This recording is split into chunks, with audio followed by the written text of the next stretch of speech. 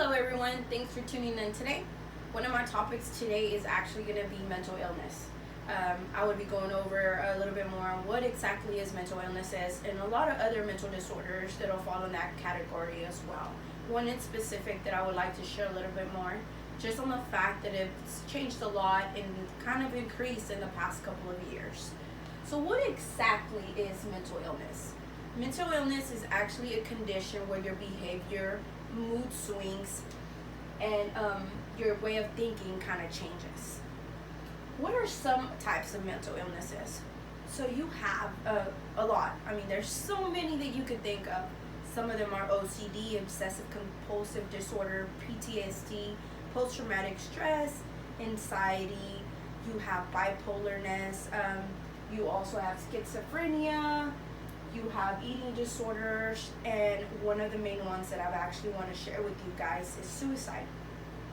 So what exactly is suicide? Suicide is wanting to take your own life, wanting to kill yourself. You guys probably have seen this going around throughout the last couple days, months, where a lot of famous people have actually committed suicide. So why do people actually do these things?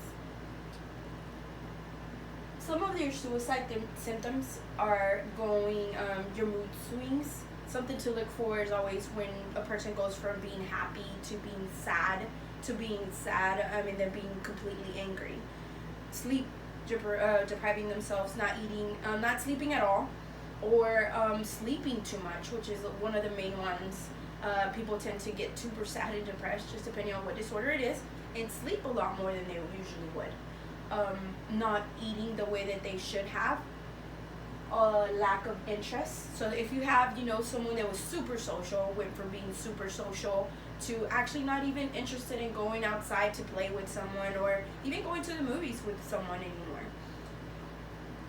Some of the facts are 1 in 5 adults actually has a mental health issue, based on the studies as well for youth in 2012 for depression, mental illness. A total of 5.9% of youth suffered. And then going in towards 2015, that number increased to 8.2, which is super high if you think about it.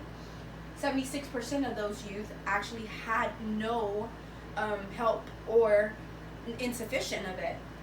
18% of adults actually have a mental disorder, which makes 43 million Americans, which half of them actually suffer from substance abuse problem, which would be drugs and alcohol. 9.6 of them actually experience suicidal ideation. More of the facts, men tend to commit suicide 3.53 times more than women.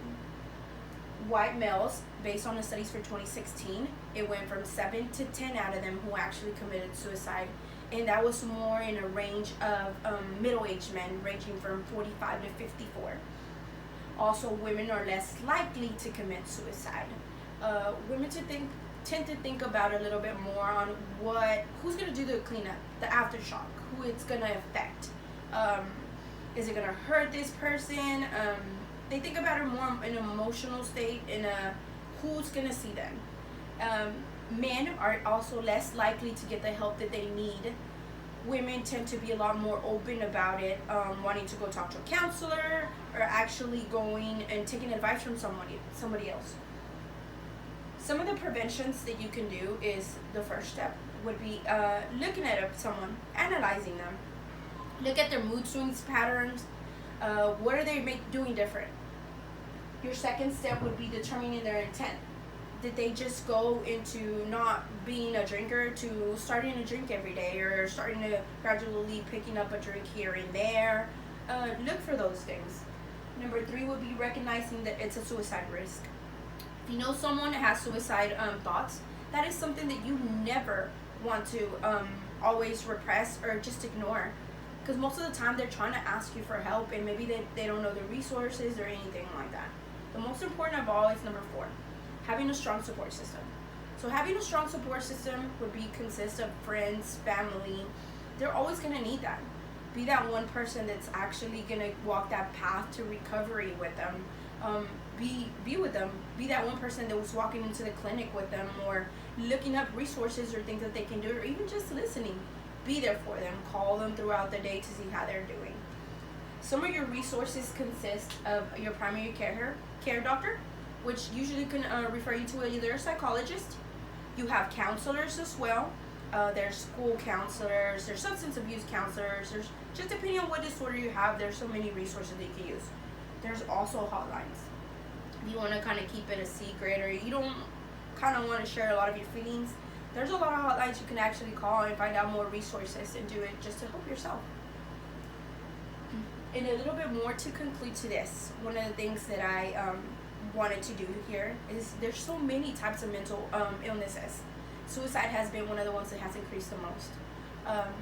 Let's try to be that person who's actually gonna go and help someone and find those resources for them. I hope my presentation has actually made you a little bit more knowledgeable and informed you a little bit more of some of the tips, early stages, and the preventions that you can actually do to help. Thank you.